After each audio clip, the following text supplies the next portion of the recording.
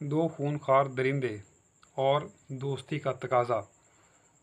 ये वाक़या क्या है, किन की दोस्ती थी, दो खूनखार दरिंदे कहाँ से आए?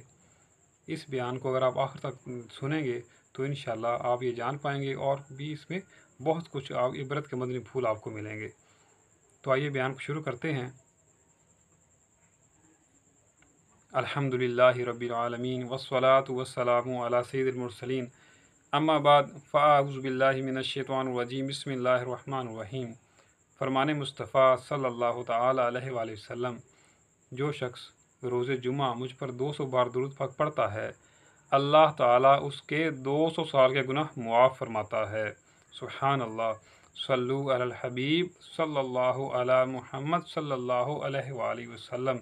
मीठे मीठे इस्लामी भाइयों, हर जुमे को 200 बार कम से कम 200 बार दुरूद शरीफ लाज़िम पढ़ा करें ताकि आपके 2 साल के गुनाह मुआफ़ हो सकें।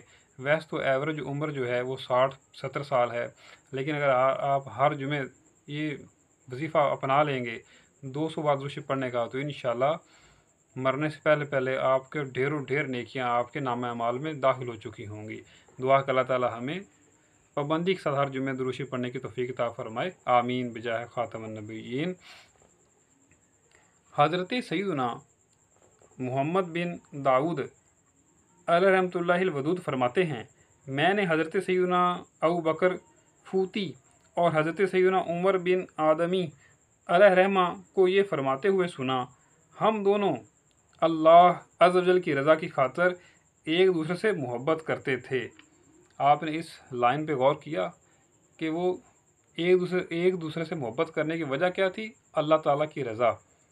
क्या आज हम अल्लाह ताला की रज़ा के लिए किसी को दोस्त रखते हैं, या हमें कोई दोस्त रखता है ऐसा? क्या हमारा माहौल ऐसा है? अगर नहीं है तो इसको ढूंढिए और ऐसे दोस्त ढूंढिए जो नेक दोस्त हों, जो अल्लाह की रज़ा के लिए आपसे दोस्ती रखें। आइए बयान को मज़ीद आगे बढ़ाते हैं। एक मरतबा हम उरूसुल बिलाद यानी बगदाद शरीफ से कूफा की जानब रवाना हुए। रास्ते में एक जगह दो खूनखार दरिंदे बैठे हुए थे। हज़रत सैयदना अबू बकर रहमतुल्लाह ताला फरमाते हैं, मैंने अबू उमर रहमतुल्लाह ताला से कहा, ए अबू उमर, मैं उम्र में तुझ से बड़ा हूँ, तुम मेरे पीछे चलो, मैं आगे चलता हूँ, ताकि अगर ये खूनखार दरिंदे हमला करें तो मैं उनकी जद में आ जाऊँ और तुम बच जाओ। एक दोस्त दूसरे को कह रहा है कि मैं आगे चलता हूँ, अगर दरिंदों ने हमला किया तो मुझ पे करेंगे और तुम बच जाना, इनसे तुम बच जाओगे। अब दूसरा दोस्त है वो क्या कहते हैं, आइए सुनिए। हज़रत सैयदना अबू उमर रहमतुल्लाह ताला ने कहा, अगर मैंने ऐसा किया तो मेरा ज़मीर मुझे कभी मुआफ़ नहीं करेगा, मैं हरगिज़ ऐसा नहीं कर सकता।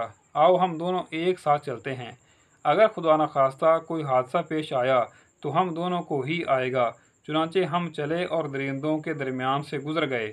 हमला तो कुजा उन्होंने हरकत तक ना की। इब्ने जहज़म रहमतुल्लाह ताला फरमाते हैं, दोस्ती का यही तकाजा है कि किसी भी हालत में दोस्त को तकलीफ़ ना पहुंचने दें।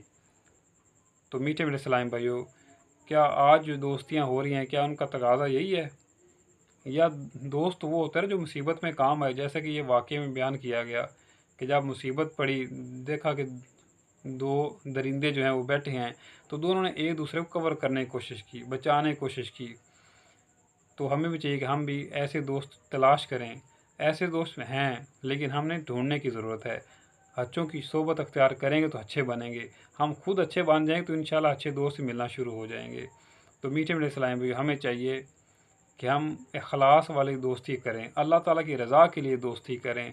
दुनियावी दोस्त जो हैं ये दोस्त नहीं होते, ये तो यार मार होते हैं, तो इनसे बचना चाहिए। हम ये ना देखें, एक तरफा ना देखें, हम ये भी देखें कि जब हमारे किसी दोस्त को हमसे कोई काम पड़ता है तो क्या हम उसकी मुसीबत में काम आते हैं। सिर्फ ये ना आप देखें कि मुझे मुसीबत पड़ी और मेरा दोस्त काम ना आया।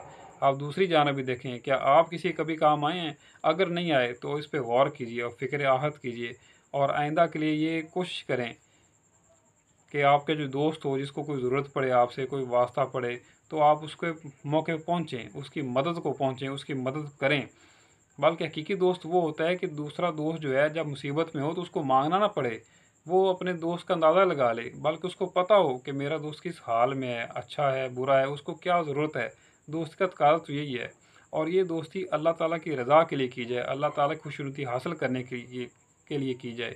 دعا ہے کہ جو بیان کیا گیا اللہ تعالیٰ میں اس پہ عمل کرنے کی توفیق عطا فرمائے، بیان کی غلطیاں اور ہمارے پچھلے سارے گناہ معاف فرمائے، آمین بجائے خاتم النبیین۔ صلو علی الحبیب صلی اللہ علی محمد صلی اللہ علیہ وآلہ وسلم۔